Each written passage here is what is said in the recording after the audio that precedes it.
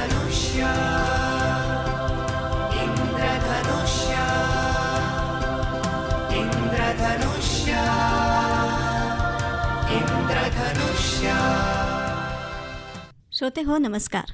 इंद्रधनुष्याच्या आजच्या कार्यक्रमात मी रेडिओ सखी पौर्णिमासाठी आपलं मनापासून स्वागत करते. श्रोते हो, समाजाची एक चौकट मोडत, उपेक्षा आणि संघर्षावरती मात करत एका छोट्याशा गावातून राज्यभर नव्हे तर आता देशभर ओळख निर्माण करणारे कलाकार म्हणजे लावणी सादर करणारे कुणाल पाटील. पुरुष लावणी या दुर्मिळ आणि कठीण कलेमध्ये त्यांनी सातत्य, शिस्त आणि संस्कृतीची जपणूक करत स्वतःची वेगळी ओळख निर्माण केली आहे. कुणाल पाटील यांना महाराष्ट्र शासनाचा कलाश्री पुरस्कार हे मिळालाय.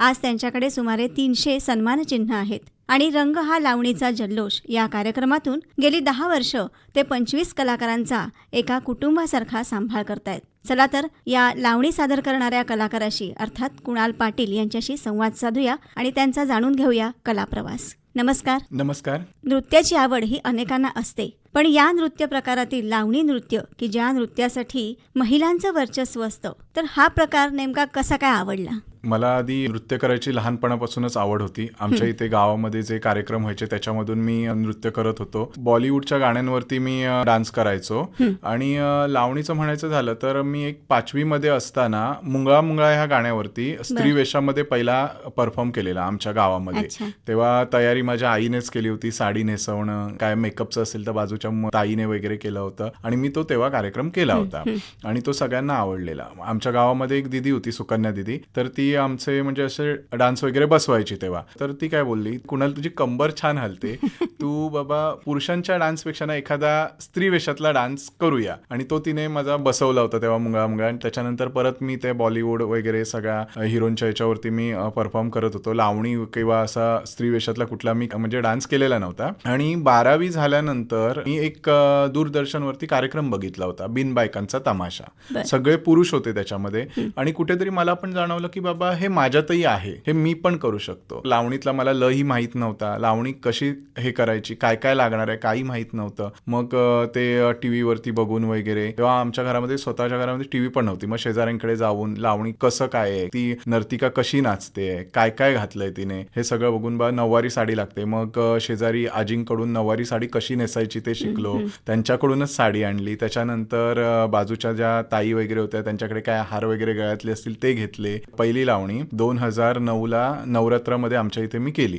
असं त्यावेळेस केलं आणि त्याच्यानंतर मग ते डोक्यात खूळच गेलं लावणीचं की बाबा लोक टाळ्या वाजवताय, छान वाटतंय. पण जेव्हा प्रत्यक्ष मी ते करायला लागलो ना, तेव्हा मग लोक चिडवायला लागलेत. अगदी खरंय. म्हणजे मुळात नृत्याची आवड तुम्हाला होती आणि लावणीने तुम्हाला भुरळ घातली असं म्हणायला हरकत नाही. पण कसं असतं, मुळात मुलगा किंवा मुलगी जेव्हा नाच करतात तेव्हा मुलगी नाच करते ते लोकांना आवडतं, पटतं. पण जेव्हा मुलगा एखादा नाच करतो आणि तो सुद्धा लावणीवरती, हे फारसं पचनी पडत नाही. तर त्याचा काय अनुभव आहे? त्याचे अनुभव म्हणजे खूपच त्यावेळेस वाईट अनुभव आलेले आणि आता खूप चांगले पण येत आहे. कारण जेव्हा मी करायला लागलो ते आणि घरून स्पर्धेला वगैरे यायला लागलो रत्नागिरीत, मग गावातली लोक चिडवायला लागली. म्हणजे असं रस्त्यावरून चालताना चिडवायची, मुलं चिडवायची. जी माझ्या बरोबरची मुलं होती ती मला खेळायला घेत नव्हती. परत कॉलेजला जायचो तेव्हा मग कॉलेजमधली मुलं चिडवायची, मला एकटं टाकायची तिथे की नको बाबा हा मुलींचे डान्स करतो. आणि जेव्हा नातेवाईकांच्या कानापर्यंत गेलं की बाबा हा साडी नेसून नाचतोय, आणि मी तेव्हा घरात सांगितलं नव्हतं आईला की बाबा मी लावणी करतोय. कसं झालं होतं, जेव्हा मी गावामध्ये केलेली तेव्हा आई बोलली की बाबा ह्याच्या पुढे असलं काय करायचं नाही. मग म्हटलं मला तर करायचं आहे. मग आईशी खोटं बोलून मी स्पर्धेला वगैरे जात होतो आणि तिला सांगायचो की मी मित्राकडे अभ्यासाला वगैरे जातोय. माझी बॅग मित्राकडेच होती तेव्हा, ती रेडी करून ठेवलेली सगळी. जाऊन तिथे तयारी करून मी स्पर्धेला जायचो. स्पर्धा संपल्यानंतर जेव्हा 2-2:30ला संपायची स्पर्धा, तेव्हा एकटाच चालत माझी बॅग घेऊन घरापर्यंत मी यायचो. त्याच्यानंतर मग माझ्या नातेवाईकांना समजलं की हा असा नाचतोय. मग नातेवाईकांना विचारायला लागले, हा तुमचा भाचा आहे ना, तो साडी नेसून नाचतो, मुलींचे डान्स करतो. मग त्यांना पण थोडं विचित्र वाटायला लागलं. मग ते माझ्या आईला सांगायचे. मग आई मला ओरडायची की असलं काय करू नकोस म्हणून. तर मग नंतर होता होता मला महाराष्ट्र शासनाचा कलाश्री पुरस्कार मिळाला. सांगलीला थायलंडवरून आलेल्या अधिकाऱ्यांच्या हस्ते तो मला पुरस्कार मिळाला. आणि जेव्हा ती सगळी बातमी वर्तमानपत्र वृत्तपत्रातून टीव्हीवरती वगैरे आली तेव्हा माझ्या गावातलेच लोक येऊन म्हणजे त्या दिवशी मी झोपेतून उठलो आणि आमच्या शेजारचे काका आहेत ते येऊन मला बोलायला लागले तुझी बातमी आली आहे पेपरमध्ये.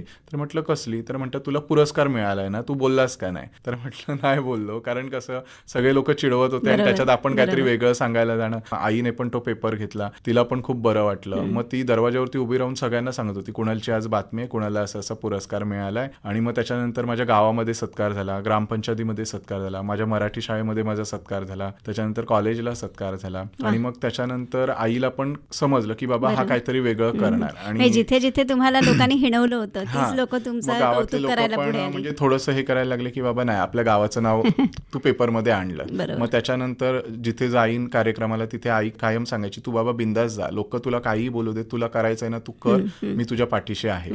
आणि तसं करत करत मी लावणी सगळीकडे करायला लागलो. त्याच्यानंतर मला बाहेरचे शो यायला लागले पूर्ण महाराष्ट्रातून, म्हणजे सातारा, कोल्हापूर, सांगली, पुण्यामध्ये पण केला, मुंबईला पण मी माझा कार्यक्रम केला. गोव्यामध्ये फॅशन शो असायचे त्या ह्याच्यामध्ये मला लावणी सादर करायला तिथे बोलवायचे. सगळे ते इंग्लिश लोक असायचे आणि त्यांच्यासमोर मला लावणी प्रेझेंट करायची संधी मिळायची. जवळ 2-3 वर्ष मी ते केलं होतं आणि ते त्यांना पण खूप आवडायचं की एक मुलगा लावणी सादर करतोय. लावणी म्हटलं की एक नजाकत असते, हो, एक मुद्राभिनय असतो, हो, चेहरा खूप काही सांगून जातो लावणी सादर करणाऱ्यांचा. याचं काही शिक्षण तुम्ही घेतलं होतं? शिक्षण असं घेतलं नाही, मला तर ते वाटतं माझ्यामध्ये थोडंसं उपजत होतं पहिल्यापासून आणि ते मला जाणवलं. कारण मी शिक्षण घेण्यासाठी रत्नागिरीमध्ये एका कथक गुरूंकडे गेलो होतो, पण त्या मॅडम मला म्हणाल्या मी मुलग्यांना शिकवत नाही, माझ्याकडे सगळ्या मुलीच आहेत, तर त्याच्यामुळे ते मला घेता आलं नाही. कारण कसा लावणीला पहिला तोडा असतो आणि तो थोडा कथक बेसवरती असतो, मग ते थोडंसं शिक्षण घ्यायचं माझं राहिलं. पण नंतर आता असं झालं की काही मुलं माझ्याकडेच शिकायला येतात आणि मी करतोय ना ते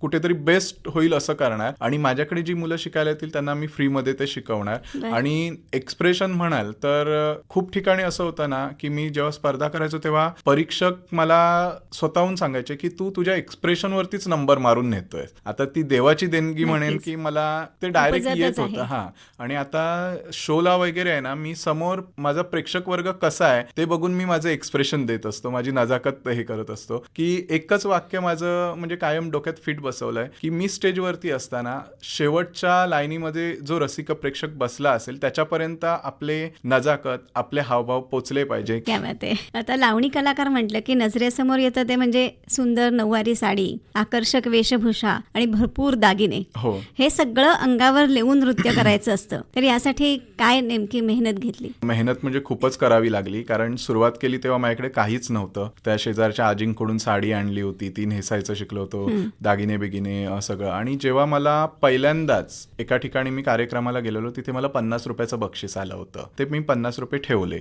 आणि मी जसं जसं स्पर्धेला जायला लागलो त्या मुलांकडे काय काय आहे, त्या मुली काय करतात, काय घालतात ते बघायला लागलो, ते कुठे मिळतं हे त्यांच्याकडून माहिती मिळवली. आणि त्याप्रमाणे जसे जसे मला पैसे मिळतील ते मी साठवून पूर्ण एक सेट तयार केला माझ्या लावणीचा की बाबा नऊवारी साडी शिवलेली घ्यायची, त्याच्यानंतर दागिने काय लागतात, कपचं साहित्य घेतलं, असं एक बॅग पूर्ण तयार केली. आणि त्याच्यानंतर आतापर्यंत माझ्याकडे जवळजवळ 10 ते 12 लावणीचे सेट मी रेडी केले आहे. आता खरं सांगायचं झालं तर माझ्या लावणीची साडी शिवण्याचं काम ही माझी स्वतःची मिसेस करते. हा, माझं लग्न पण झालंय तर तिचाही फुल सपोर्ट आहे. म्हणजे पूर्ण माझं ब्लाऊज डिझायनिंग असेल, साडी डिझायनिंग असेल ते करण्याचं काम ती करते, तर तिचा फुल सपोर्ट आहे. माझ्या ग्रुपच्या साड्या शिवायचं काम ती करते. बाकी घरातल्यांचा सपोर्ट कसा आहे? बाकी घरातल्यांचा म्हणजे माझ्या घरी आई, मिसेस आणि आम्ही असं 3 जणच आहोत. आणि इतर माझ्या मावशा वगैरे आहेत त्यांचा पण आता फुल सपोर्ट आहे. म्हणजे पहिल्यांदा कुठेतरी ते मला बडबडलेले की असलं काय करायचं नाही. इव्हन माझ्या घरी पण येणं टाळलं होतं सगळ्या नातेवाईकांनी, पण ते आता स्वतःहून सांगतात की कुणाला हा आमचा भाचा आहे, आमचा पुतण्या आहे, माझा भाऊ आहे. मग ते मला खूप भारी वाटतं की जे मी केलं, जे मी क्षेत्र निवडलं ते कुठेतरी म्हणजे असं काय वाईट नाही झालंय, चांगलंच झालंय. आणि आता कधीही माझ्या बातम्या येतात किंवा न्यूज चॅनलला वगैरे दिसताना तेव्हा ते स्वतःहून सांगतात. आणि माझे मित्र वगैरे पण मला, म्हणजे कॉलेजचे मित्र मला ते व्हिडिओ वगैरे टाकतात की बाबा आज मी तुला इथे बघितलं. ज्या मुलांनी मला चिडवलं होतं किंवा ज्या गावानी मला नावं ठेवली होती त्या नावाचा एक ब्रँड केला आणि त्यांना पण अभिमान वाटतो की बाबा तू आमच्याकडे लक्ष नाही दिलंस, तू तुझं करत राहिला. म्हटलं मला त्याच्यातच ते करिअर करायचं होतं आणि नाव कमवायचं होतं. तुमच्या कलेने तुम्ही सगळ्यांना दाखवून दिलत की ती कला ही किती सुंदर आहे. बरोबर. आणि आपण जर प्रामाणिकपणे कला सादर करत असू तर त्याचं आपल्याला फळ एक ना एक दिवस मिळतच असतं. म्हणजे मी माझं स्वतःच्या याच्यावरून सांगेन की फक्त थोडे आपल्याला कष्ट घ्यावे लागतात, कारण पर्याय नसतो. कुठल्याही क्षेत्रात गेलं तर कष्टाशिवाय पर्याय नसतो. पण हे क्षेत्र असं आहे ना की एक मुलगा साडी नेसून नेसून नाचणार किंवा एक मुलींचे कपडे घालून नाचणार, खूप त्रास होतो. आता जे नवीन नवीन मुलं येत आहेत त्यांना तो त्रास तेवढा सहन करायला लागत नाहीये, कारण जे माझ्या अगोदर पण खूप कलाकार आहेत जे स्त्री वेशामध्ये करतात, त्यांनी पण खूप त्रास सहन केलाय. एक वेळ अशी आली होती ना की सगळं थांबवून की बाबा नाही, मला हे सहन होत नाहीये. बापरे. पण नंतर असा एक मित्र भेटला ना की अरे तू निर्णय घेतलायस ना, मग तू मागे का हटतोयस, तुला हे करायचंय तू कर, समाज तुला काही बोलू दे. मग नंतर माझं एक असं झालं की जेव्हा आई मला बोलली ना की जे समाजाच्या प्रवाहाविरुद्ध जाऊन आपल्याला ते करता येणार नाही, आपण सर्वसामान्य लोक. कारण माझं बॅकग्राऊंड असं होतं की मी 7 महिन्यांचा असताना आई वडिलांचा घटस्फोट झालेला. मग लहानाचा मोठा मला आतापर्यंत आईनेच केलंय. मग त्याच्यामुळे तिचं ऐकणं पण हे होतं. मग ती मला कायम सांगायची की बाबा असं करू नकोस, तुझं तू शिक्षण कर, तुझं तू छोटी मोठी काहीतरी नोकरी कर आणि त्या ह्याच्यातून आपलं आपण भागवायचं आणि गप्प राहायचं, हे असलं काहीतरी करायचं नाही. मी तिला एकच सांगितलं आपण का असं करायचं. जेव्हा आपण उपाशी राहत होतो तेव्हा लोक आपल्याला विचारायला आलीत नाही, मग आपल्याला लोक पोसत नाहीयेत, लोक हसतात, मग आपण लोकांचा का विचार करायचा. मग मी एकच ते वाक्य ठाम ठेवलं की लोक हसायला असतात, पोसायला कोण नसतं, हे मी आईला सांगितलं होतं तेव्हा. आणि त्याच्यानंतर मग तिला पण ते पटलं. मग ती बोलायला लागली की बाबा तुला काय करायचंय ना कर, पण सांभाळून कर, कोण तुला काय बोलू दे नको. पण आता असं झालं की जिकडे तिकडे म्हणजे एक नाव झालंय, मग तिला पण भारी वाटतं जेव्हा ती कुठे अशी बाहेर जाते आणि विचारतात ना तुम्ही कुणाल पाटीलची आई काय, ती येऊन घरी मग सगळी स्टोरी सांगत राहते. नोकरी घर आणि ही कला सादर करणं बरोबर. कसं जमवतं. खूप तारेवरची कसरत आहे. कारण नोकरी पण असं झालं की माझ्या लावणी नृत्यामुळेच मला ती नोकरी मिळाली आहे. आईने एक सांगितलं होतं, तिची अट अशी होती की तुला डान्स करायचा आहे तर मग तुला नोकरी पण केली पाहिजे, कारण त्याशिवाय पर्याय नाहीये. कारण तिने माझं एक बघितलं होतं प्लस पॉईंट की ह्याला लावणीचं खूप वेड आहे. माझं असं होतं की मला नोकरी करायची नव्हती, मला ह्याच क्षेत्रामध्ये थोडंसं रस होता, पण तिने ती अट घातली. पण आता मी म्हणेन की कोरोनाच्या काळात मी असं बघितलं की खूप कलाकार जे फक्त ह्या कलेवरतीच आपली उपजीविका करत होते, त्यांची अवस्था बघून असं वाटलं की कुठेतरी माझ्या आईने योग्य निर्णय मला दिला होता की बाबा नोकरी असेल तर सगळं होतं. जेव्हा कोरोना आला तेव्हा माझ्या हातामध्ये नोकरी होती, कारण कार्यक्रम सगळे थांबले होते. जे माझे काही कलाकार होते ज्यांच्या हातात नोकरी नव्हती त्यांना पण मी तो सपोर्ट माझ्याकडून जेवढा करता येईल तेवढा मी करत होतो. इव्हन मुंबईमध्ये जे माझे सहमित्र होते कलाकार जे कला सादर करताय आणि त्यांच्याकडे दुसरं उपजीविके, त्यांना पण मी थोडीफार मदत केली जेवढी करता येईल माझ्याकडून. म्हणजे मी ते पण परमेश्वराचे आभार मानतो की हा निर्णय आईचा योग्य होता. ती सांगड घालताना थोडीशी तारेवरची कसरत होते, कारण आपल्या इथे रत्नागिरीला किंवा कुठे बाहेर जायचं म्हटलं तर खूप दगदग होते. शो करून या, परत नोकरीवरती जा. कारण माझं असं आहे की कार्यक्रम झाला की मी दुसऱ्या दिवशी दांडी मारत नाही ऑफिसला. जेवढा कार्यक्रम महत्वाचा तेवढा ऑफिस पण महत्वाचं, कारण कितीही काही दगदग होते. सकाळी 6 वाजता जरी आलो 1-2 तास झोपून परत 10च्या ड्युटीला मी ऑफिसला हजर असतो. संध्याकाळी परत 6 वाजता बॅग उचलून निघायची तयारी असते. ऑफिसमधला पण खूप सपोर्ट आहे. म्हणजे जेव्हा मी पहिल्यांदा चालू केलं ना तेव्हा ऑफिसमधल्या मॅडम मला गजरा विणून द्यायच्या. तेव्हा मी असे नकली गजरे घालत नव्हतो, शिपाई मामा मला गजरे करून द्यायचे. म्हणजे एवढा त्यांचा फुल सपोर्ट. आणि आता कुठे कार्यक्रम असेल तर मला सकाळी थोडा उशीर होतो यायला तरी पण समजून घेतात, संध्याकाळी लवकर जायचंय तरी समजून घेतात. म्हणजे एवढा सपोर्ट असतो सगळ्यांचा. केवळ एकट्याने नाही, तर मी सुरुवातीलाच उल्लेख केला की 25 जणांना घेऊन तुम्ही हे कला सादर करताय. बरोबर. तर हे एक ग्रुप पूर्ण कुटुंबासारखा सांभाळणं हे सोपं नसतं. हो. कशा पद्धतीने करता, कसे कार्यक्रम करता? सुरुवातीला मी जवळजवळ 7 ते 8 वर्ष एकटाच करत होतो, कारण स्पर्धा चालू होत्या माझ्या तेव्हा. आणि नंतर जेव्हा स्पर्धेचं हे झालं की बाबा एक वय वाढलं आणि माझ्याबरोबर सहकलाकार छोटे यायला लागले, मग मी म्हटलं त्यांच्याबरोबर स्पर्धा करणं आपण योग्य नाहीये. मग मी म्हटलं मला ते लावणी चालूच ठेवायचे, मग काय करायचं. तर म्हटलं डोक्यात असं आलं की एक ग्रुप तयार करूया की बाबा त्याच्या थ्रू आपण कार्यक्रम करत राहू. मग काही मुलं गोळा केली. पहिल्या सुरुवातीला माझ्याकडे अक्षरशः म्हणजे रत्नागिरीतल्या खूप कलाकारांना मी विचारलं होतं, मग त्यांचं जरा मानधन खूप जास्त होतं आणि त्यावेळेस माझ्या हातात मानधन नव्हतं, कारण जे काय मिळेल त्या ह्याच्यावरती मला काहीतरी करायचं होतं. मग मुंबईतले कलाकार आणून वगैरे तो कार्यक्रम चालू केला होता. आणि आता माझ्याकडे आपल्या रत्नागिरी जिल्ह्यातलेच पूर्ण म्हणजे दापोलीपासून लांजा असेल, राजापूर असेल, गुहागर असेल, तिथली सगळी मुलं एकत्र करून 25 ते 30 कलाकार माझ्याकडे असतात. आणि प्रत्येक शोला मी 12 ते 13 कलाकार घेऊन जात असतो.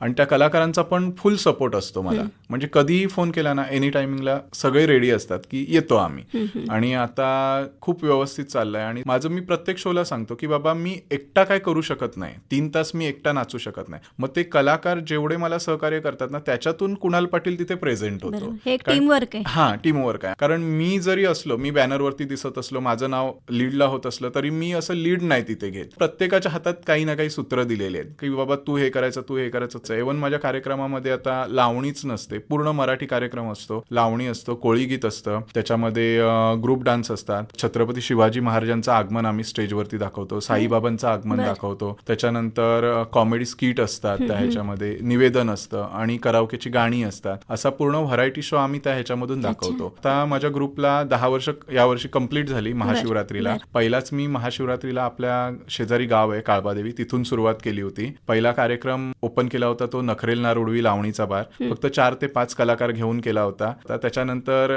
लागोपाठ कार्यक्रम आम्हाला लागत गेले, सगळ्यांना तो आवडत गेला कार्यक्रम. आणि त्याच्यानंतर एक 5 वर्ष झाल्यानंतर रंग हा लावणीचा जल्लोष रत्नागिरीच्या कलाकारांचा, कारण पूर्ण टीम रत्नागिरीतली होती म्हणून कुठेतरी रत्नागिरीचं नाव यावं. आणि त्याच्यानंतर आता 10 वर्षानंतर मला परत काळबादेवीमध्ये चान्स मिळाला यावर्षी महाशिवरात्रीला. तेव्हा साज हा संस्कृतीचा हा कार्यक्रम मी नवीन ओपन केला, कारण काही ठिकाणी असं होतं की एका रंगमंचावरती आम्हाला सलग 4 वर्ष बोलवतात कार्यक्रम करायला. मग त्यावेळेस वेगवेगळं नाव काय द्यायचं, त्याच्यासाठी हे नाव परत उद्घाटन केलं त्या दिवशी. त्यामध्ये सुद्धा व्हरायटीला त्यामध्ये सुद्धा व्हरायटी आहे पूर्ण कार्यक्रमामध्ये. आणि संपूर्ण हे तिन्ही कार्यक्रम पूर्ण मराठी भाषेवरती आधारित, पूर्ण मराठी गाणी, चापून चोपून नऊवारी साडी, डोक्याच्या केसापासून ते पायाच्या नखापर्यंत पूर्ण झाकलेलं अंग, असे हे कार्यक्रम आहेत. ह्या कार्यक्रमाबद्दल बोलायचं झालं तर एक बोलेन की काही ठिकाणी असं होतं ना की आपलं कोकण म्हटलं की आपली कोकणची लोककला नमन, मला स्वतःला ती बघायला खूप आवडते. मी खूप फॅन आहे नमनचा.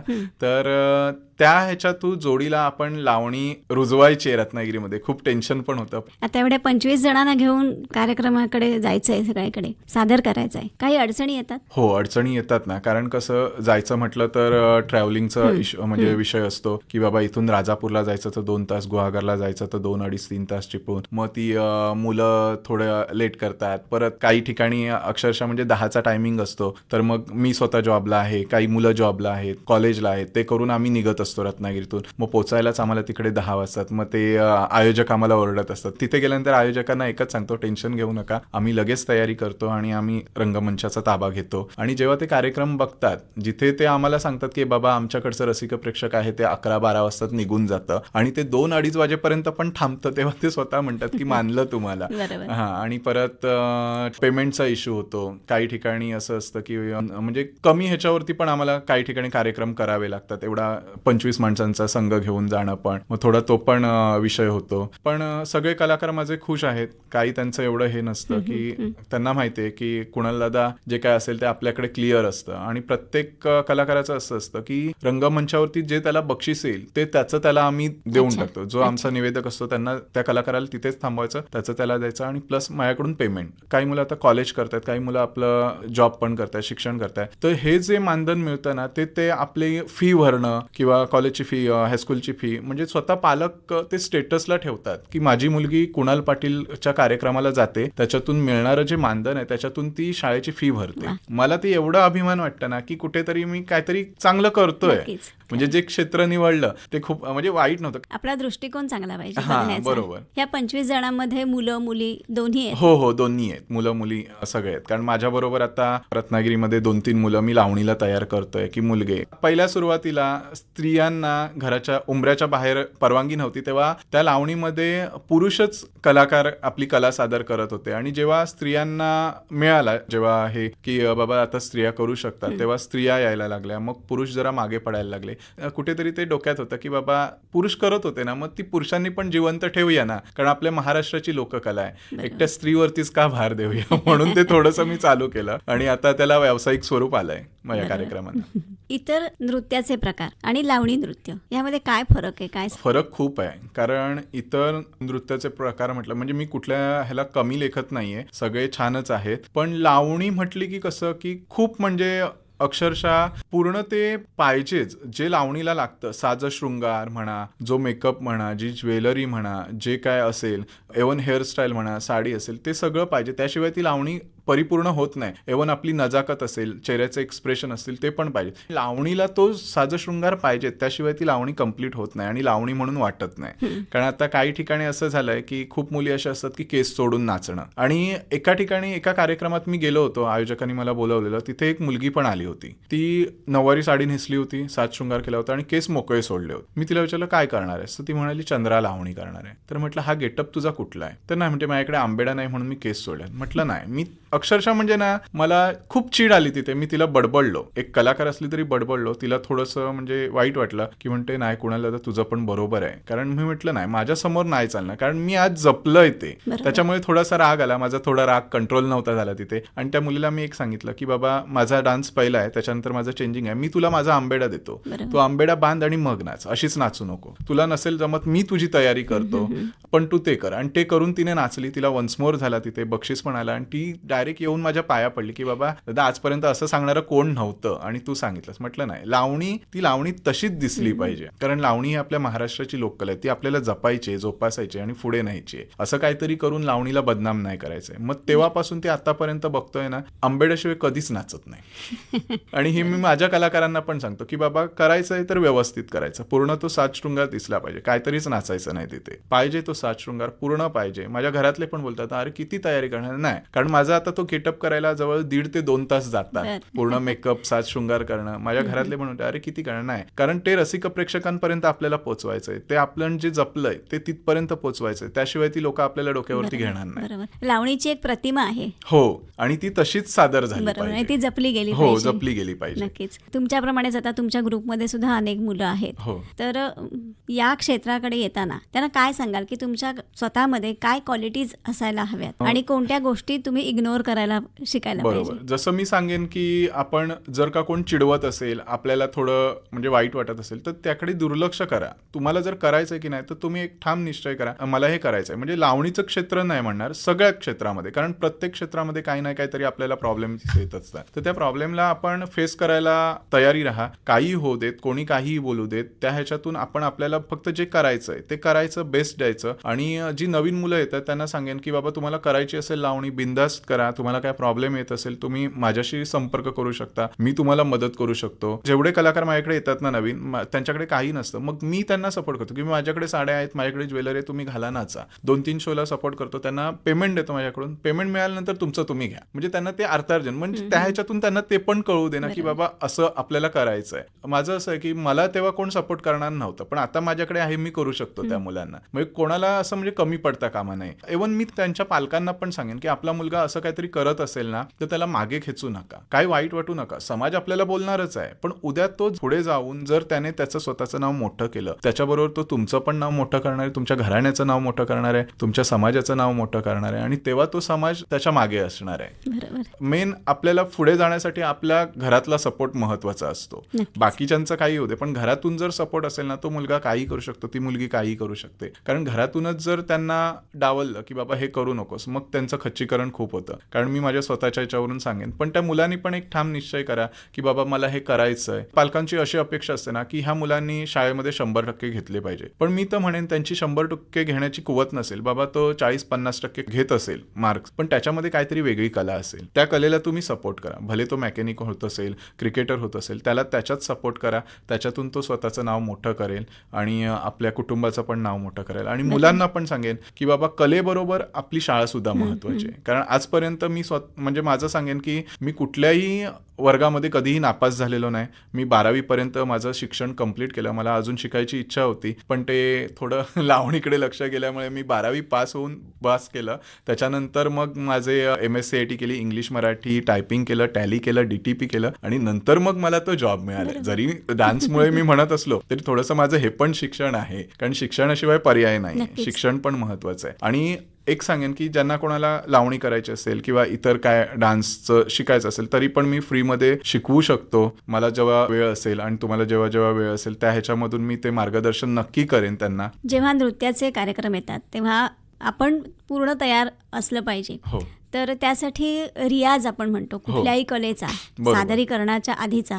तर त्यासाठी काय करता नेमका रियाज कशा पद्धतीने? रियाज म्हणजे आता कसं असतं, जेव्हा ग्रुप डान्स वगैरे बसवायचे असतील तर आम्ही काय करतो, 1-2 दिवस अगोदर मुलांना माझ्या घरी बोलवतो, त्यामध्ये आम्ही प्रॅक्टिस करतो त्या गाण्यांची आणि मग स्टेजवरती परफॉर्म करतो. जेव्हा माझा एकट्याचा असेल तेव्हा मग मी काय करतो, घरीच रेग्युलर माझं चालू असतं, सकाळी उठल्यानंतर गाणं लावायचं, म्हणजे तेवढा वर्कआउट पण होतो होतो माझा आणि माझी प्रॅक्टिस पण होते. परत संध्याकाळी पण घरी गेल्यावर म्हणजे मी ऑफिसला पण असं म्हणेन ना की बाबा खुर्चीत बसल्यानंतर पण माझं थोडं असं एक्सप्रेशन कसे आले पाहिजेत हे चालू असतं पूर्ण. म्हणजे आता असं झालंय ना की लावणीच माझं आयुष्य मी करून घेतलंय स्वतःचं, की कुठेही बसलो तरी ते चालू होतं. मग त्याच्यामुळे जास्त काय मला करावं लागत नाही. आणि बहुतेक मी असं करतो की शोला जाताना तिथलं रसिक प्रेक्षक बघतो. पहिला आधी ग्रुपचा आमचा मुजरा असतो. मुजरा झाल्यानंतर जेव्हा लावणी असते प्रत्येक वेळेस प्रत्येक स्टेजवरती आहे ना ठरवून असं करत नाही. समोर रसिक प्रेक्षकांना काय हवंय, कुठली स्टेप केल्यानंतर आपल्याला जास्त प्रतिसाद मिळतोय, मग ते करून मी त्या रसिक प्रेक्षकांचं मनोरंजन करत असतो. नृत्य म्हटलं की शारीरिक दृष्ट्या आपण फिट असणं गरजेचं आहे. त्यासाठी काही व्यायाम किंवा हा, मला खूप जण विचारतात की बाबा तू डाएट वगैरे करतोस का? तर मी कुठलंही डाएट वगैरे करत नाही. मी काय मिळेल ते खात असतो. कारण दुपारी ऑफिसला आल्यानंतर चपाती भाजी डबा असतो, रात्री गेल्यानंतर जेवण असतं, मध्ये काहीही मिळेल ते मी खात असतो. इव्हन पाणीपुरी हा माझा खूप फेवरेट हे आहे, ते मी एक दिवस आड करून खात असतो. फक्त वर्कआउट वगैरे म्हटलं तर मी सकाळी अर्धा तास कुठलंही गाणं लावून ते करत असतो. त्याच्यानंतर संध्याकाळी गेल्यावरती एखादी लावणी आवडली तर त्याच्यावरती एक्सप्रेशन देणं, त्याच्यावरती हावभाव करणं, नाचणं, बैठकीचे असू दे काय असू दे ते मी करत असतो. समोर आईला बसवतो आणि त्याच्यानंतर मी तिच्या समोर ते करत असतो. रोजचं नृत्य हा तुमचा रियाज आहे. हो, रोजचं असतं. आणि त्यातूनच तुम्ही फिट राहता. हो, त्यातूनच मी फिट राहतो. भविष्यात काय करायचंय, काय प्रोजेक्ट आहे? भविष्यात आता म्हणजे जे मी पहिला चालू केलं होतं तेव्हा असा विचार नव्हता की बाबा मला इथपर्यंत पोहोचायचंय. मला महाराष्ट्र शासनाचा कलाश्री पुरस्कार हा पण डोक्यात नव्हतं की मला पुरस्कार मिळतील. त्याच्यानंतर 2020ला कलारत्न आणि 2021ला युवा कला गौरव आणि आता 13 डिसेंबरलाच 2025ला मला आझाद मैदानावरील पत्रकार भवनमध्ये कोकण रत्न पदवी हा पुरस्कार मिळाला. तर हे पण डोक्यात नव्हतं. आणि आता असं वाटतंय ना की भविष्यात अजून काय वेगळं करायचं नाही. फक्त जी मुलं येतील माझ्याकडे त्यांना लावणीचं शिक्षण देणं फ्रीमध्ये, किंवा कोणाला काय घरातून अडचण असेल त्यांच्या घरी जाऊन, म्हणजे मी खूप अशा मुलांच्या घरी जाऊन पण बोललोय की बाबा त्यांना आवड आहे ना त्यांना पाठवा, त्यांची जबाबदारी मी घेतो. आणि खूप मुलांची जबाबदारी मी घेतलेली पण आहे. आणि ते स्वतः पालक असं म्हणतात तू पण आमच्या एक फॅमिलीचा हिस्सा झालाय. म्हणजे कुठल्या काय म्हणजे पालकांना जर अडचण आली, त्यांच्या घरात जरी काय प्रॉब्लेम असेल तरी ते मला फोन करतात, दादा असं असं झालंय. जे माझं 2 माणसांचं कुटुंब होतं आज माझ्याकडे 50 ते 60 माणसांचं कुटुंब जमलं या लावणीमुळे. लावणी करण्यापूर्वीचे तुम्ही आणि आज आत्ताच्या महिन्यात केवढे पुरस्कार मिळाले, तुम्ही एवढ्या लोकांना शिकवताय, सादरीकरण करताय, ही कला संपूर्ण देशभर तुम्ही पोचवलेली आहे. तर आजचे तुम्ही काय म्हणजे लावणीने काय दिलं? लावणी मला खूप काही दिलंय, म्हणजे खूप काही घेतलं पण माझं पहिल्यापासून, की अक्षरशः खूप नर्वसनेस वगैरे होता. पण आता पुढे जाऊन 17 वर्षामध्ये मला भरपूर काही दिलंय लावणीने. लावणीने खूप काही दिलं. लावणीने मुळात मला कुणाल पाटील हे नाव दिलं. लावणीने मला लावणी सम्राट ही पदवी दिली.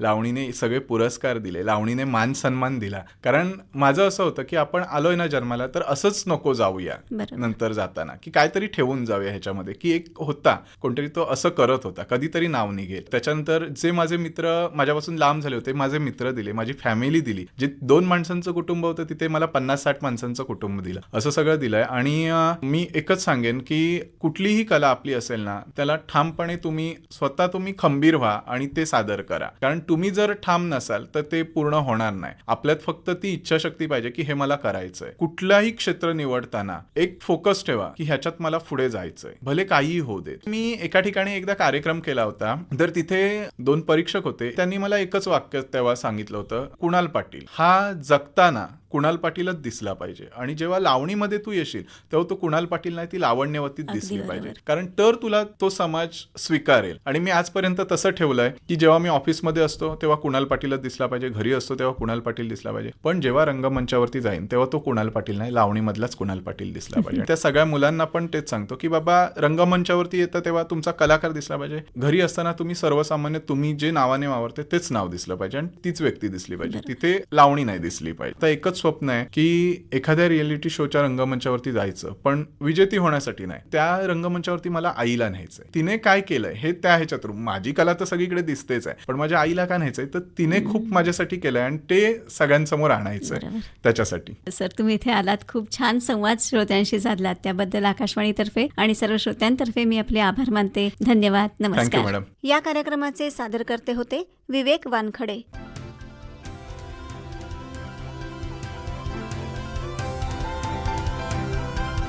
इंद्रधनुष्य इंद्रधनुष्य इंद्रधनुष्य इंद्रधनुष्य